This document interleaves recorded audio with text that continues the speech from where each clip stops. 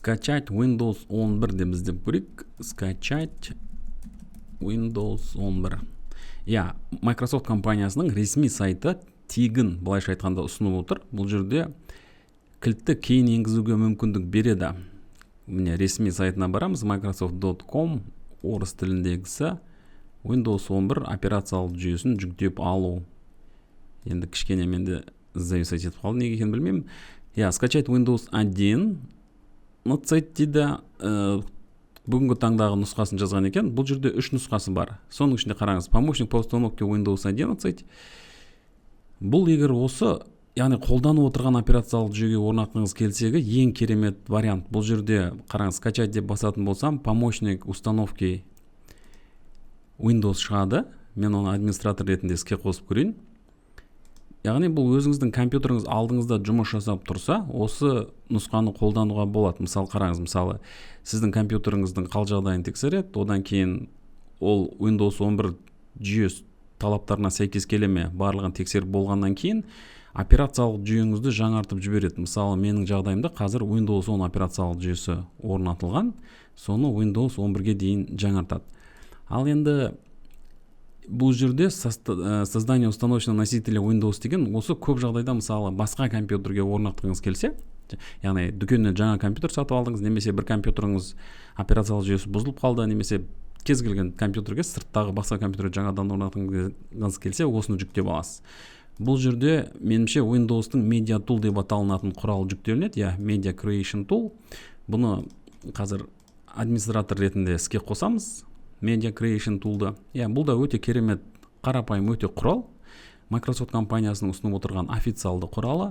Және қараңыз, выполняется подготовка. Қазір Windows 11 операциялық жүйесін жүктеп алуға дайындық жұмыстарын жасауда.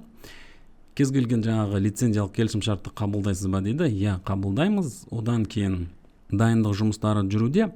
Қай тілді жүктеп алғыңыз келеді? Егер орыс тілінен басқа, мысалы ағылшын тілін жүктеп алғыңыз келсе, онда таңдауға да мүмкіндік бар.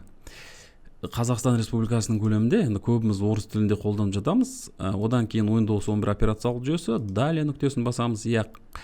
Қалай жүктеп алғыңыз келетінін таңдаңыз. Мысалы, егер сіз Windows 11-ді басқа операциялық компьютерге немесе осы дискідегі басқа бөліміне орнатқыңыз келсе, онда USB флешкаға бірден жаңағыдай установочный USB флешка жасауға мүмкіндік береді. Сіз USB флешкаңызды қосасыз, оның ішіндегі барлық ақпарат жойылады, 8 гигабайттан көп болу керек. Немесе ISO файл жүктеп алуға болады, және бұны флешкаға Rufus сияқты бағдарламаның көмегімен жазуға болады.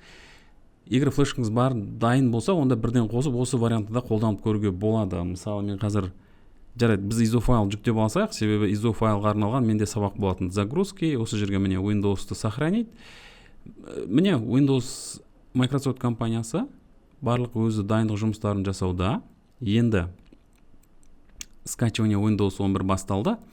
Бірнеше уақыт алады, 100% болғаннан кейін мына жерде бізде загрузкада Windows 11 ISO файлы пайда болады. Яғни жаңағыдай бұрын енді CD диск, DVD дискпен қоюға алып жүретіміз, қазір ондай емес. Программа өзі скачать етіледі, одан кейін оны USB-ге жазып орнатуға мүмкіндік болады. Ал енді үшінші нұсқасы, бұл да тура осыған ұқсайды. Яғни ISO файлды жүктеп алуға мүмкіндік береді. Оны тағы да біз флешкаға жазамыз. Скачать дегенді басамыз. Ешқандай тағы да проблема туындамайды.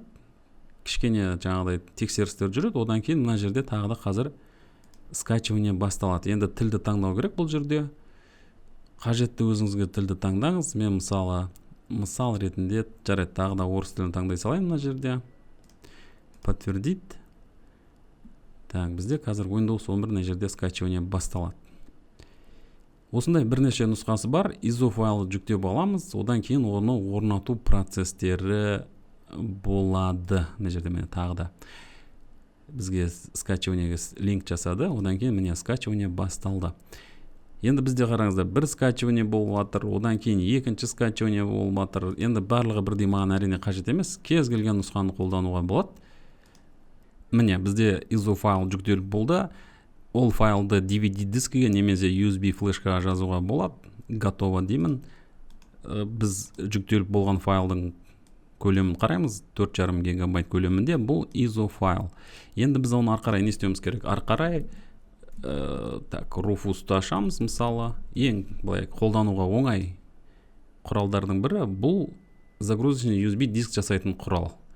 Осыны жүктеп аламыз, орнатамыз, сөйтеміз де USB флешканы тығамыз, сөйтіп мына ISO файлды сол USB флешкаға жазамыз. Загрузочный Windows 11-дің операциялық жүйенің загрузочный дискі пайда болады.